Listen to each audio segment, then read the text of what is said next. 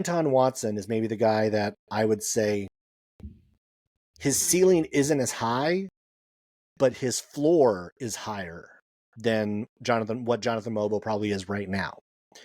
We know exactly what Anton Watson is. I know exactly what Anton Watson is. He's a great defender. He's a really good rebounder. I know what he can do offensively. I've seen him take over games against good teams. I've seen him shoot from the mid-range.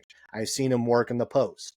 I've seen him bang with bigger players. I've seen him guard smaller players. I've seen him be able to step outside and shoot a three when necessary. I've seen kind of a little bit of everything from Anton Watson. And the role that he filled for Gonzaga was doing all the dirty work, doing all the little things to help you win. And we know that obviously, like, Anton Watson is not going to be a star in the NBA, but he is a guy who I think would have a lot of value for a team in the league. And he also seems like the type of guy who's going to end up, again, he'll go undrafted, but then that gives you almost a little bit more flexibility about where you go and who might be interested, because then it's going to be about fit. And do you go to the right team? Do you go to the right situation, the right coaching staff, the right development staff? Are you in a situation that is going to actually utilize what he does well in an environment where he can develop into a better player based in that system? Again, like, I'm not going to quite say like, oh, like Miami, because like Miami turns those guys around pretty quickly. I'm not going to go there, but I think there's a good number of teams that probably would actually kind of serve him well based on what the team as a whole does need.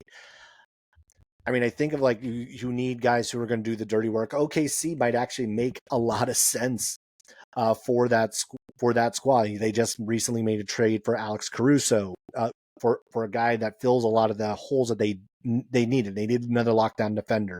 They need someone who's going to do the dirty work. They have plenty of stars at this point. What they need are guys who are going to do the little things. And so that's a location. And also with a couple of WCC guys already, that might make a lot of sense.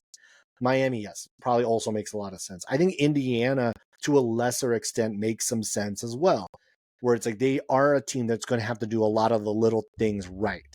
And we saw in the playoffs that kind of got away from them later on. But that's a team that I think could actually use someone like Watson be able to kind of do those things. And also kind of like look at teams that maybe are a little bit more athletic generally, so that it doesn't have to be all on someone like Watson when he comes into the game. There's a little bit more of a balance on that front.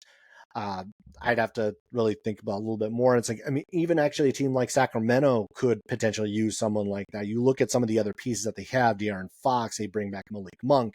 You do have Kevin Huerter, and you have Sabonis there. So there are some, I think, pieces there that actually might make some sense where Anton Watson could slide right in and really do well in that system for Mike Brown in a coaching staff that I think is going to develop them well.